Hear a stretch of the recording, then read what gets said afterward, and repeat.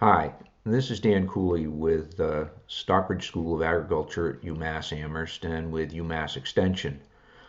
I wanted to briefly talk about a problem that we've been seeing with the decision support system NEWA for the apple and pear disease fire blight.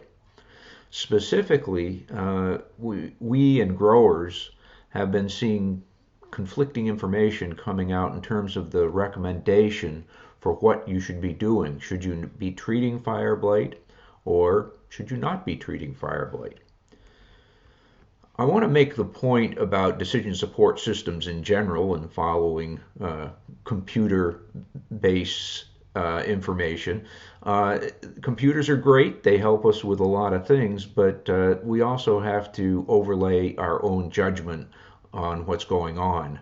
As this unfortunate incident happening a number of years ago in Australia shows, you don't want to try to just follow your GPS system into the ocean. So when we're looking at NEWA, this is the fire blight information that comes out. Typically, this is for about 2 weeks ago in Belchertown, Massachusetts. First, we use orchard blight history. That helps in terms of particularly Cougar blight determining what the risk is. And we set it at a mid-range value. You'll see later that the original Cougar Blight had 4 values, but there's 3 here, going from no fire blight to fire blight actually happening right now. And I think that the best level to set it at is the mid-range. Fire blight happened in the general region last year. So if we zoom in, this is the pertinent information, the most relevant information. Basically, there are 2 models that NEWA uses to predict the risk of fire blight. One comes out of Washington State and is called Cougar Blight, and the other was developed at the University of Maryland and is called MaryBlyt, but thanks to various copyright restrictions, then using that model in NEWA, they have to call it infection potential, essentially. So those are the 2 models.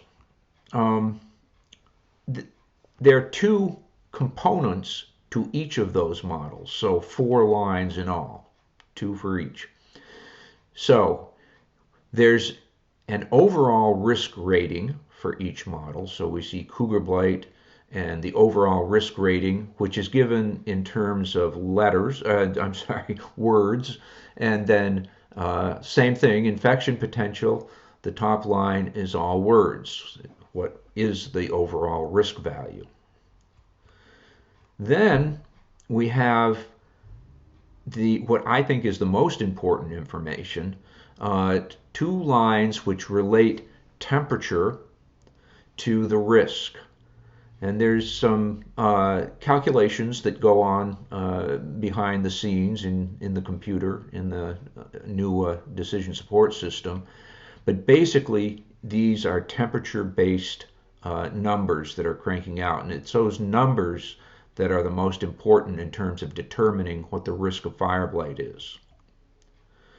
Let's focus first on Cougar Blight. As I said, it comes out of Washington State, and it reports those risk levels as one of 4 things. Either it can be low, don't worry about it, caution, well, start to get ready, and then high and extreme, which are the most important things. Those are the times that you really need to be ready to go, and probably in many cases will have to put on streptomycin application. Also notice that there's colors involved here. Again, those aren't really all that important. Unfortunately, our brains are wired so that we pay a lot of attention to colors. But really, again, don't let that fool you. Pay attention to the numbers. So here are the numbers embedded in colors, but don't worry about those. Pay attention to the numbers. In Cougar Blight, and yes, that is the actual spelling that Washington State uses. For some reason, NEWA crunched it down to one word. Anyway, NEWA, to calculate this 4-day DH, okay, that stands for degree hours for the previous 4 days. And that's the accumulation of temperature.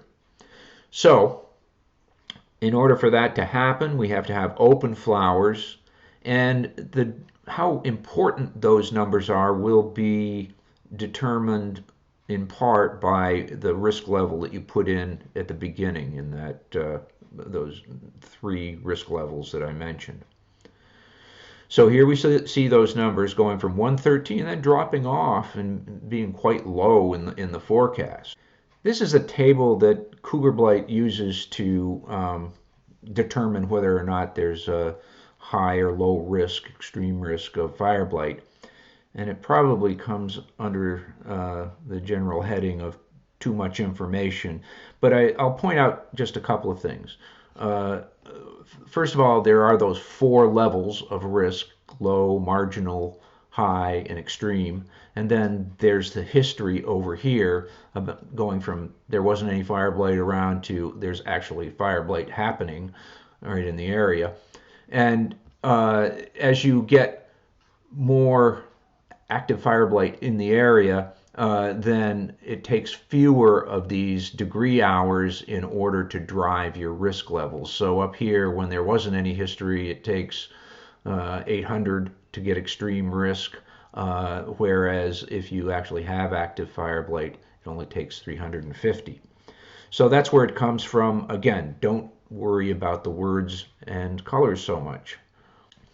So if we look at what's going on with that middle of the road history rating, then we see anything up to 150 in terms of a number, we have a low risk, and we only get moderate risk up to 300. But once you hit 300 and above, then you get high or extreme risk. So 300 is really an important cut point in terms of a number that you want to be looking at in the Cougar Blight degree hours. If we look at what happened at Belchertown a couple weeks ago, we see that, in fact, the degree hours were just barely at 150, meaning just barely into that moderate caution area, and therefore probably not all that important. In fact, if we looked a little further, next days we're still in the low range. So risk is really not all that high, just barely beginning to get to be a problem. Now, that's not always the case. I looked through some stuff I had, and we go back to 2017 at Belchertown, and you can see that we can get up into from caution to extreme levels very quickly. And so here's a slug of very extreme risk for fire blight that probably deserved a treatment, a spray of streptomycin right here on the 17th. If I were seeing numbers like that, I certainly would put something out there.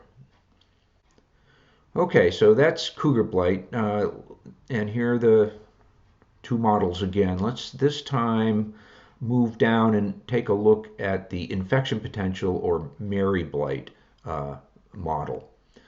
And as I mentioned earlier, this comes out of the University of Maryland. It reports 4 levels of risk, pretty much the same as Cougar Blight, although the words have changed a little bit just to add a little more confusion to the whole issue in NEWA. Anyway, they are basically looking at risk the same way. I don't think you should be paying much attention to those words, so don't worry about them or the colors. I'm going to spend just quickly, I want to go through and tell you a little bit about how the infection potential is determined. Basically, these 4 factors, the fact that flowers are open, the temperature is over 60 degrees Fahrenheit, there's some wetting, and then the thing that is important, the accumulated degree hours during bloom. So the infection potential takes those four factors and puts them together and says that because of the number of them that are occurring, then there is a certain level of risk. And the more of them that occur, the higher the risk is. So you start out with bloom being the only thing that's going on, and you have low risk. If you have bloom plus one other element of the four, then you have moderate risk. If you have bloom plus two elements of the four, then you have high risk, and if you have all four of them, then you have extreme risk and better be doing something. Having said that, remember it's background information, and I'm recommending that you don't really worry about these risk levels all that much. Instead, I think you need to focus on the EIP value. That is the number. And this stands for Epiphytic Infection Potential. It's a word for the population of bacteria on the surface of apples and pears. And it's based on, as I've said a couple of times, on degree hours. If you are wondering what a degree hour is, then here I've got an example. Don't worry about it too much. Ultimately, it comes down to how does that get translated into EIP.